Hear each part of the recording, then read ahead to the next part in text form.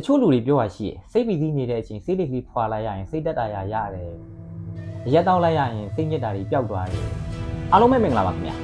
ဒီနေ့ခေတ်မှာအလုပ်ကြောင်ပဲဖြစ်ဖြစ်ပတ်ဝန်းကျင် personal ကိစ္စကြောင်ပဲဖြစ်ဖြစ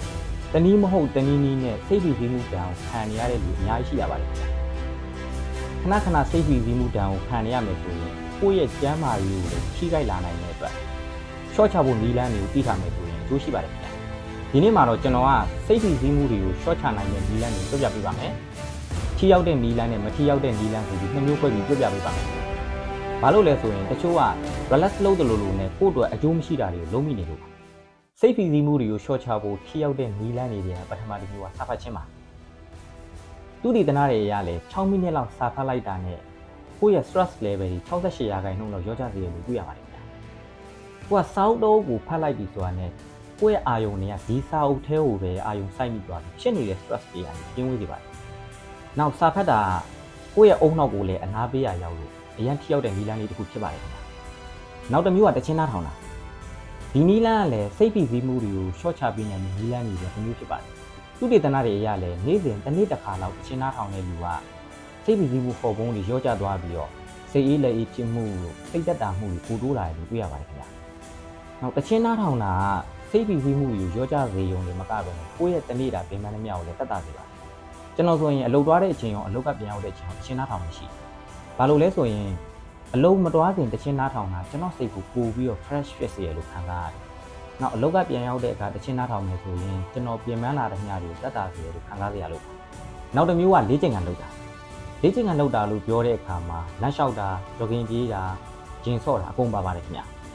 ဒီနီလာစိတ်ပီစီးမှုတွေကိုရှော့ချဖို့အထီးရောက်ဆုံးနီလာလို့တောင်ပြောလို့ရတယ်။ဘာလို့လဲဆိုရင်လေ့ကျင့်ခန်းလုပ်တဲ့အခါမှာကျွန်တော်တို့ရဲ့ခန္ဓာကိုယ်ကနေအန်ဒိုဖင်ဆိုတဲ့ပျော်ရွှင်မှုဟော်မုန်းထုတ်ပြီးလို့ပါ။အန်ဒိုဖင်ဆိုတာနာကျင်မှုတွေစိတ်ညစ်မှုတွေကိုရှော့ချပေးပြီးစိတ်အေးချမ်းမှုတွေကိုတိုးလာတဲ့ဟော်မုန်းတစ်ခုဖြစ်ပါတယ်။တကယ်လို့မိတ်ဆွေကအလုံးမအားဘူးလေ့ကျင့်ခန်းမလုပ်ဖြစ်ဘူးဆိုရင်တော့ကိုယ့်အိမ်ဘေးပတ်ချာချာလေးလမ်းလျှောက်တာမျိုးလေးလုပ်ပေးပါ။လုပ်ပြီးရတဲ့စိတ်အေးချမ်းသွားတာကိုတတိထားမိပါလိမ့်မယ်ခင်ဗျာ။နောက်တစ်မျိုးကတရားထိုင်တ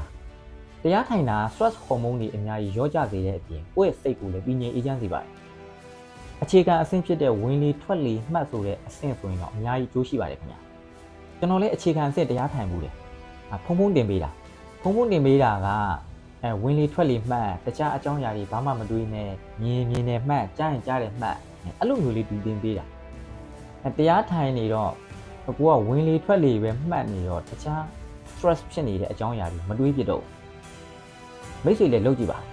9မိနစ်10မိနစ်လောက်ပုံမှန်လေးတရားထိုင်ပေးမယ်ဆိုရင်တော့အများကြီးအကျိုးရှိလာပါလိမ့်မယ်နောက်ပိုင်းမှာကိုမထိန်နိုင်တဲ့အရာတွေကိုတော့လက်ခံနိုင်တာတော့တတိထားမိပါလိမ့်မယ်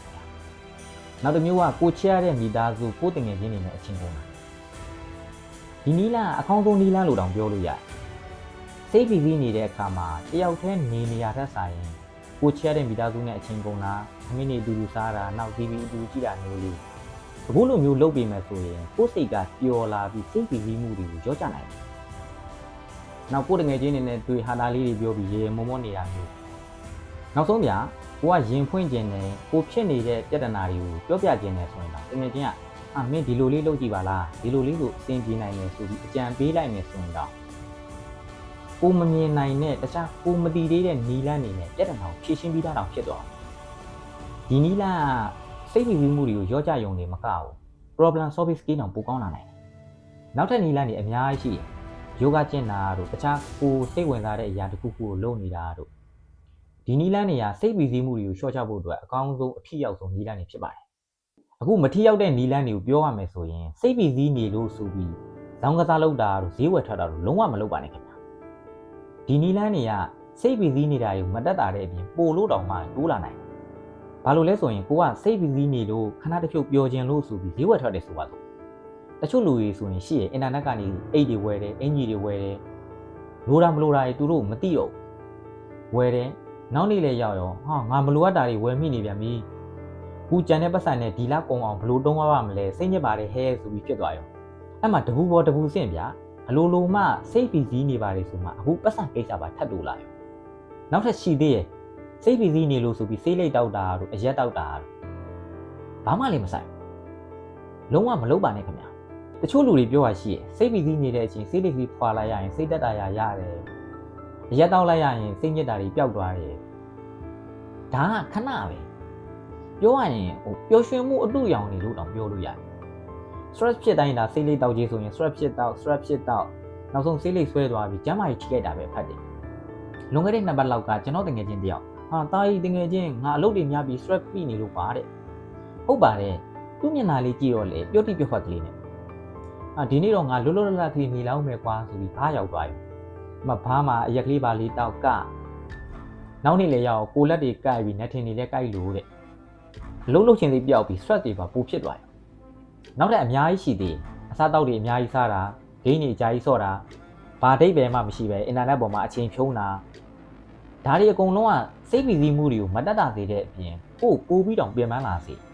မိတ်ဆွေကစိတ်ပီစီးမှုကိုတကယ်ရှော့ချခြင်းနဲ့ဆိုရင်ခဏတာပျော်စေတဲ့နီလန်းတွေကိုမတုံးမဲနဲ့ကိုယ့်ရဲ့စိတ်ကြမ်းမာရေးကိုပိုကောင်းလာနိုင်တဲ့နီလန်းတွေကိုအသုံးပြုရပါမယ်ခင်ဗျာစိတ်ပီစီးမှုတွေဖြစ်လာပြီဆိုရင်စာပဲဖတ်မလားတချင်းပဲနားထောင်မလားလေ့ကျင့်ခန်းပဲလုပ်မလားတရားပဲထိုင်မလားကိုချဲရတဲ့မိသားစုတွေကိုတငယ်ချင်းတွေနဲ့ပဲအချိန်ကုန်တာဒီနီလန်းနေနဲ့ရှော့ချလို့ရပါတယ်တကယ်လို့ကိုကမှားယွင်းတဲ့နီလန်းနဲ့ရှော့ချမိနေတယ်ဆိုရင်လည်းထိရောက်တဲ့နီလန်းနဲ့ပြန်ပြီးအစားထိုးပြီးဖို့လိုအပ်ပါတယ်ခင်ဗျာဥပမာစိတ်လိတ်တောင်းမဲ့အစားတရားထိုင်တာမျိုးဂိမ်းကြီးအကြီးဆုံးမဲ့အစားတချင်းနားထောင်တာမျိုးခုလိုမျိုးစိတ်ပီစီးမှုတွေကိုမှန်မှန်ကန်ကန်နဲ့ရှော့ချနိုင်မယ်ဆိုရင်မိတ်ဆွေရဲ့ဘဝပိုအတိတ်ပဲရှိလာပြီးပိုပျော်ရွှင်လာပါလိမ့်မယ်လို့ပြောရင်ဒီဗီဒီယိုလေးကိုသုံးသပ်လိုက်ပါတယ်ခင်ဗျာဒီဗီဒီယိုလေးကမိတ်ဆွေအတွက်အကျိုးတစုံတရာရမယ်လို့မျှော်လင့်ပါတယ်မိတ်ဆွေအတွက်အကျိုးအရှိဆုံးအချက်တစ်ချက်ဆိုရင်ဘာများဖြစ်မလဲမိတ်ဆွေရောစိတ်ပီစီးမှုတွေကြုံလာတဲ့အခါဘယ်လိုနည်းလမ်းတွေသုံးလဲကွန်မန့်မှာရေးလို့ရရင်ရေးခဲ့ပေးပါဦးခင်ဗျာကျွန်တော်ရဲ့ဗီဒီယိုလေးကို like လုပ်ပြီး channel လေးကိုလည်း subscribe လုပ်ခဲ့ပေးပါဦးအားလုံးကိုကျေးဇူးတင်ပါတယ်နောက်ဗီဒီယိုလေးမှာပြန်လည်ဆုံတွေ့ကြတာပေါ့